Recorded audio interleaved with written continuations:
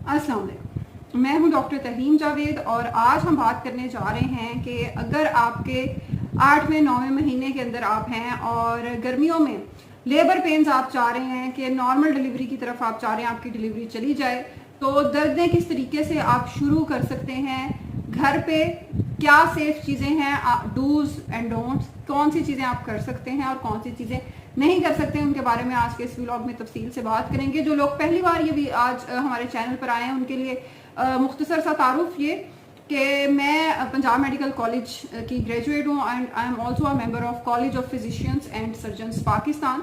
और आज की इस वीडियो में एक बहुत ही कॉमन जो लोगों के अंदर जो मिथ्स हैं डिलीवरी के हवाले से, लेबर पेन्स के हवाले से, लोग क्या गलत चीज़ें करके आते हैं हॉस्पिटल में और फिर उसकी उनको क्या कीमत अदा करनी पड़ती है, बच्चे को भी और माँ को भी, उसके बारे में बात करेंगे। कैस्टर ऑयल क्यों नहीं इस्तेमाल करना चाहिए, वैसे मैंने इस पर पहले भी काफ़ी बार बात की है, लेकिन आज के इस वीडियो के लिहाज से हम ये दोबारा डिस्कशन करेंगे। सबसे पहली, गर्मियों के अंदर जो सबसे इम्पॉर्टेंट चीज़ है और जिस पर आपके कोई ख़ास पैसे भी नहीं लगने, एक मुफ्त इलाज है, एक मुफ्त तरीका है, वो है टू मेंटेन हाइड्रेशन। कि आपने अपना पानी आपने ज़रूर पीना है। एक जो लोग समझते हैं कि आखिरी जो महीने हैं, खासतौर पे 9वें महीने के अंदर, कि अब 9वां महीना शुरू हो गया है, ऑब्वियसली जब बच्चे एक यूट्रस आपकी बच्चादानी इतनी ज़्यादा, उसका वजन बढ़ता जाता है आखिर में, और माँ के लिए ऑब्वियसली उसको उठाना बहुत मुश्किल होता है, उसके साथ ही आपने सारे काम करने हैं।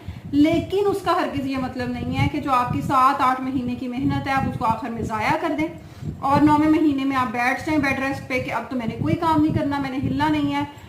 चलें फिरें, वॉक करें, पानी पिएं। अगर आप चाहते हैं कि आपकी डिलीवरी आसानी से और नॉर्मल हो तो आखिरी महीनों में, और इसमें वॉक का मतलब ये नहीं है कि आप कोई तेजी से वॉक करना शुरू कर दें। हम जानते हैं कि आजकल गर्मी बहुत ज़्यादा है, टेम्परेचर्स और राइजिंग, बाहर गर्मी बहुत ज़्यादा है, तो दोपहर में और शाम में बिल्कुल आपने वॉक नहीं करनी। आपने वॉक अगर करनी है ये इन महीनों में, जो जुलाई के जून के महीने हैं, उसमें आपने अगर वॉक करनी है, आपने रात में वॉक करनी है। रात के खाने के आधे घंटे के बाद वॉक करें, फजर के बाद, सुबह के टाइम बिल्कुल आप वॉक कर सकते हैं जब टेम्परेचर बाहर का इतना ज़्यादा नहीं है। आप घर के अंदर वॉक कर सकते हैं। इसका फ़ायदा क्या है, ये जब हम पेशेंट्स को कहते हैं कि आप ब्रीदिंग एक्सरसाइज करें उससे भी ये रिलेशन उसका क्या बनता है, जब आप लंबा सांस लेते हैं, आप ऑक्सीजन को अंदर इनहेल करते हैं, उससे आपका ब्लड फ्लो बेहतर होता है। आपके बच्चे, ऑब्वियसली आपका अगर ब्लड फ्लो बेहतर होता है तो आपके बच्चे का ब्लड फ्लो भी बेहतर होता है, और ये सारी चीज़ें मिलजुल कर ये कंट्रीब्यूट करती हैं आपकी नॉर्मल लेबर पेन स्टार्ट होने के अमल को। आपको क्लॉट्स नहीं बनते, आपको खुदा ना खास्ता, जिस तरह आपने के देखा होगा कुछ पेशेंट्स में, खैर आयरन की कमी का भी उसमें ताल्लुक है, वेन्स बहुत फूल जाती हैं, टांगों की प्रोलॉन्ग स्टैंडिंग है या प्रोलॉन्ग आप बैठे रहते हैं बहुत ज़्यादा देर, या एक ही पोस्चर में आप मेंटेन करते हैं। लोग प्रेगनेंसी को समझते हैं कि शायद ये एक बिल्कुल ही कैजुअल, और आखिर में तो बिल्कुल रिलैक्स हो जाते हैं। अगर कोई आपकी ऐसी कंडीशन नहीं है, जिस तरह प्लेसेंटा प्रीविया है या खून पड़ने का अंदेशा है, डॉक्टर ने आपको मना किया है या आपने इलेक्टिव सिजेरियन ही करवाना है, तो यानी पहले आपका 1 या 2 सिजेरियन सेक्शन हो चुके हैं और अब आपका इलेक्टिव ही होना है, और तो फिर ठीक है, उसमें वॉक की इतनी ज़्यादा वो रिक्वायरमेंट नहीं है।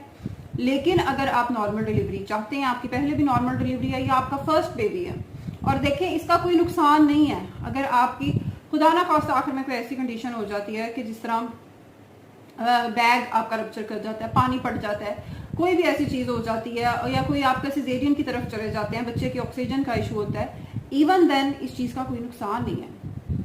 ये जो वॉक आपने करनी है या पानी पीना है, आप जब आपने देखा होगा, अगर आप खुद हॉस्पिटल जब गए होंगे लेबर के लिए, या आप किसी खातून अपनी फैमिली के साथ गए होंगे, तो एक ड्रिप लगा दी जाती है, पानी जा रहा होता है। अक्सर लोग समझ रहे होते हैं कि जी ये पानी एम ही लगा दिया, ऐसी बात नहीं होती।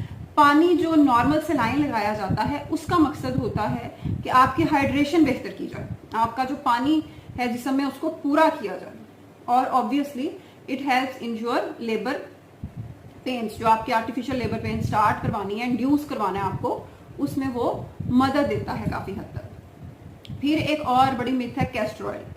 कैस्टर ऑयल हमारी खवातीन का बड़ा पसंदीदा है। अब मैं अक्सर पेशेंट से पूछती हूँ कि कैस्टर ऑयल नॉर्मली आपने देखा है हमल के अलावा किस लिए यूज़ किया जाता है, कॉन्स्टिपेशन, कब्ज के लिए यूज़ किया जाता है। तो जब आपको ऐसा कोई मसला है ही नहीं, जब आपको कॉन्स्टिपेशन या ऐसी कोई चीज़ नहीं है, तो आप लेबर पेन के लिए क्यों इस्तेमाल कर रहे हैं, और आपकी जो सारी 7-8 महीने की मेहनत है उसका आप बेड़ा गर्क कर देते हैं। अगर आपने ऑपरेशन करवाना है, सिजेरियन आपने सोचा हुआ करवाना है और अपनी और बच्चे की जान को खतरे में डालकर करवाना है, फिर आप जरूर कैस्टर ऑयल पिए, अदरवाइज कभी भी किसी के कहने पर मत पिए। उसकी वजह यह है कि जब कैस्टर ऑयल पीकर खवातीन आती हैं हॉस्पिटल में, तो बच्चा समटाइम्स पेट में ही स्टूल पास कर देता है, पखाना कर देता है, उससे ऑपरेशन की तरफ जाना आपका आसान हो जाता है, फिर आपका ऑपरेट ही होगा, फिर नॉर्मल डिलीवरी को आप भूल जाएं, क्योंकि it's a very very huge risk for you and your kid. तो ये गलती कभी आपने नहीं करनी। हाँ, नेचुरल लेबर पेन को आप कैसे इंड्यूस कर सकते हैं खुद से घर में आसानी से, उसका एक आसान तरीका ये है कि आपने जो अब ब्रेस्ट है, जो आपने जब बच्चे को जिस तरह फीड करवाना होता है, आपने देखा होगा इसके 2 पार्ट्स होते हैं, इसको एक ही समझा जाता है लेकिन इसके 2 पार्ट्स होते हैं। एक तो निपल है, उसको आपने नहीं टच करना, जो उसके अराउंड ब्राउन पार्ट है, खासतौर पर प्रेगनेंसी में ये पोर्शन बढ़ जाता है, इंक्रीज कर जाता है, वो ब्राउन पार्ट को आपने जेंटली, वेरी जेंटली आपने उसका मसाज करना है, किसी ऑयल से, किसी भी चीज से आप कर सकते हैं। उसका आपने दिन में कम से कम भी 2 बार, आखिरी महीने में, ये नहीं करना कि आप 7वें 8वें महीने में शुरू हो जाए, प्लीज। जो आखिरी आपका महीना, आपका 9वां महीना शुरू या खत्म हो चुका है, आप बिल्कुल एंड ऑफ प्रेगनेंसी 36 हफ्ते पे तकरीबन आप पहुंच चुके हैं, फिर आप ये काम कर सकते हैं। आपने उस एरियोला वाले पोर्शन को, जो ब्राउन पार्ट है, उसका आपने जेंटली उसका मसाज करना है, बिल्कुल जेंटली, 3 से 5 मिनट के आपने काम करना है, दिन में कम से कम भी 2 बार करना है। इसका फायदा क्या है? फायदा क्या है कि it naturally releases oxytocin. Oxytocin is basically वो हार्मोन है जो हम जब लेबर इंड्यूस करते हैं, हम जब दर्दें लगवाते हैं आर्टिफिशियली ड्रिपों के जरिए, जो आपको पता होगा कि दर्दों वाली ड्रिप लगा दी जाती है जब खवातीन हॉस्पिटल आती हैं, उसके अंदर ये बेसिकली दवाई इस्तेमाल होती है। ये हार्मोन बॉडी में नेचुरली भी प्रोड्यूस होता है। तो अगर आप ये चीज करते हैं आखिर में, तो आपका 3 से 4 दिन के अंदर ये प्रोसेस ग्रेजुअली शुरू हो सकता है। आपकी नेचुरली जो लेबर पेन है, जो कॉन्ट्रैक्शन है, वो इजीली शुरू हो सकती है। लेकिन अब आपने ये नहीं करना कि आप ये शुरू के महीनों में ही करना शुरू कर दें, क्योंकि उससे प्रॉपर, चूंकि अब लेबर का टाइम तो नहीं आया, तो लेबर तो नहीं शुरू होगी, लेकिन आपके लिए थोड़ी सी कॉम्प्लिकेशंस हो जाएंगी, तो वो चीज़ आपने बिल्कुल नहीं करनी। इसके अलावा पपीता आपने यूज करना है आपने, और क्या यूज कर सकते हैं, पपाया के अलावा पाइनएप्पल खा सकते हैं। ये भी बहुत ज्यादा, इसके अंदर जो चीजें हैं वो हेल्प आउट करती हैं आपको लेबर पेन शुरू होने में। एक और मिथ है कि जी मिलना नहीं है शौहर से, इंटरकोर्स नहीं करना आखिरी महीनों में। आखिरी जो महीना है ये अब आपकी बॉडी पे डिपेंड करता है। अब मैंने आप वीडियो के शुरू में कहा कि कोई प्लेसेंटा प्रीविया या ऐसी कंडीशन है, कॉन्ट्राइंडिकेशन आ गई है कोई, जिसमें डॉक्टर ने आपको स्ट्रिक्टली मना किया है कि आपने बिल्कुल नहीं मिलना, तो बिल्कुल नहीं मिलना।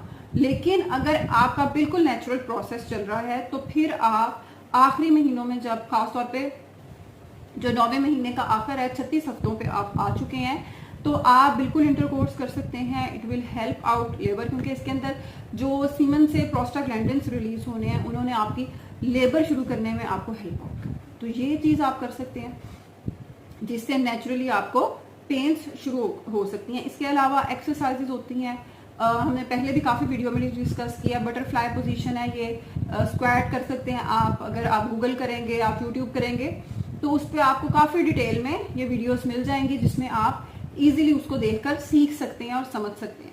और ये लेकिन दिन में 1 से ज़्यादा बार नहीं आपने करनी, 1-2 बार से ज़्यादा नहीं करनी, बहुत, और अपनी कंडीशन के हिसाब से करनी। अगर आपकी पहले कोई खुदा ना खासा 4-5 डिलीवरीज हो चुकी हैं और ऐसी कोई चीज़ है, फिर आपने ऐसा रिस्क नहीं लेना। या आपकी कोई स्टिच लगा हुआ है, जिस तरह कोई आपकी यूट्रस कमजोर थी या ऐसी कोई ब्लीडिंग वाली कंडीशन थी, फिर आपने ये एक्सरसाइजेस नहीं करनी।